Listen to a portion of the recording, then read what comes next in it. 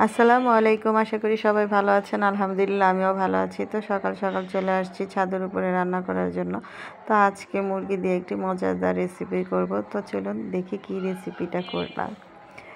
তো এখানে আমি একটি কড়াই বসায় দিছি, কিছু ডিম ভেজে নিব আগে। তো এই তো দেখুন কীরকম ধোঁয়া উঠছে। তো ছাদের উপরে গাছ লাগানো আম গাছে একটা আম ধরে রয়েছে, সেটাও দেখিয়ে দিলাম।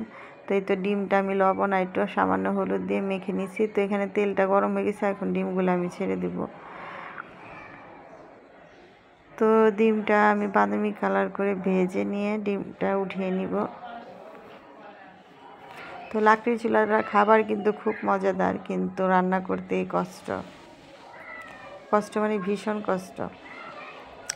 তো এই তো ডিম ভাজা হয়ে গেছে, এখন আমি এই যে আলুটা ভেজে নিব। তো আলুটা আমি লবণ আর একটু সামান্য পরিমাণ কালার করে দিয়েছি, জর্দা কালার। তো কালারটা করে এই যে আমি আলুগুলি ভেজে নিচ্ছি এখন। তো আলুটা একটু পরপরই নাড়া দিতে হয়, অনেক বড় পিস ছিল আলুর, তো দেখা যাবে ভিতরে হবে না, এই জন্য আমি আলুটা একটু পরপর নাড়া দিচ্ছি।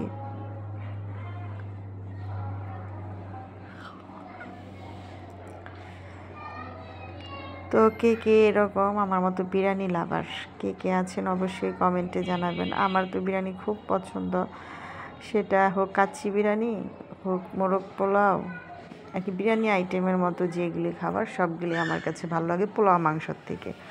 তো এই তো দেখুন আলুটা প্রায় হয়ে আসছে, এখন আলুগুলো আমি উঠিয়ে নেব, এই তেলেতেই বেস্তা ভেজে নেব।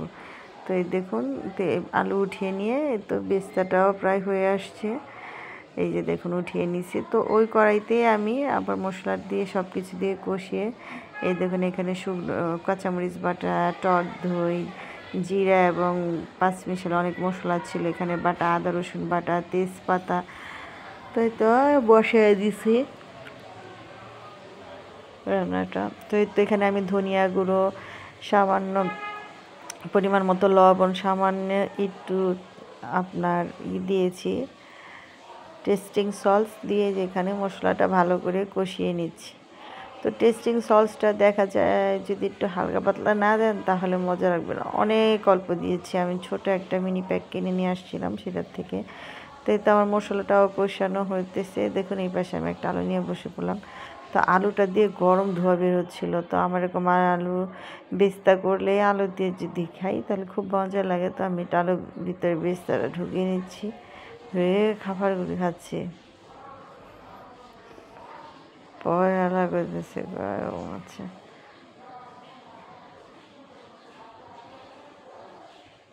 তো এখানে আমার এই যে মাংসগুলো কষানো শেষ। তাই এখন আমি মাংসটা কষিয়ে যে হয়ে আসছে পানিতে হয়ে যাবে। তো হয়ে যাওয়ার পর এটা আমি নামিয়ে তারপরে চাল বসিয়ে দিব। তো আর একটু নাড়াচাড়া দিয়ে একটু ঘি দিয়ে নামিয়ে নিব। এই তো নামিয়ে নিলাম। দেখুন এটা দিয়ে এমনিতেই পোলাও কিংবা ভাত খাওয়া যাবে, অনেক সুন্দর লাগছিল বাস্তবে ক্যামেরার থেকে আরও বেশি। তো এই তো রান্না বাড়া প্রায় শেষ পর্যায়ে। তো এখন আমি মাংসটা হয়ে গেছে নামিয়ে নিলাম।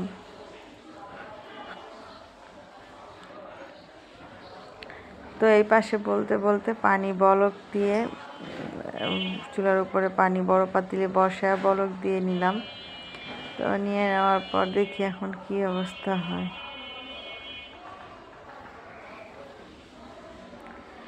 তো দেখুন চুলার আগুন ধরিয়ে দিলাম, আবার পাতিল বসিয়ে দাও দাও করে চলছে চুলা।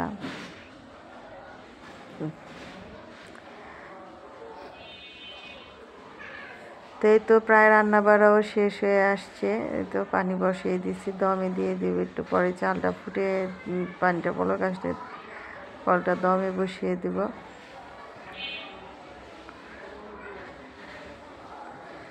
তো কাচ্চি বিরিয়ানি খেতে কার কার পছন্দ অবশ্যই কমেন্টে জানাবেন। তো আমার ভিডিওটা আজকে আমি এখানেই শেষ করবো। দেখুন অনেকটা ঝরঝর হয়েছে আলহামদুলিল্লাহ। তো আজকের ভিডিওটা এখানেই শেষ করবো। আর যারা আমার ইউটিউব চ্যানেল থেকে দেখছেন অবশ্যই আমার চ্যানেলটি সাবস্ক্রাইব করে দেবেন, বন্ধুদের মাঝে বেশি বেশি করে শেয়ার করবেন, আর পাশে থাকা ছোট্ট বেল বাটনটি ক্লিক করে দিবেন, তাহলে আমি ভিডিও আসার সাথে সাথে আপনার কাছে নোটিফিকেশন চলে যাবে। আর যারা আমার ফেসবুক পেজ থেকে দেখছেন অবশ্যই আমার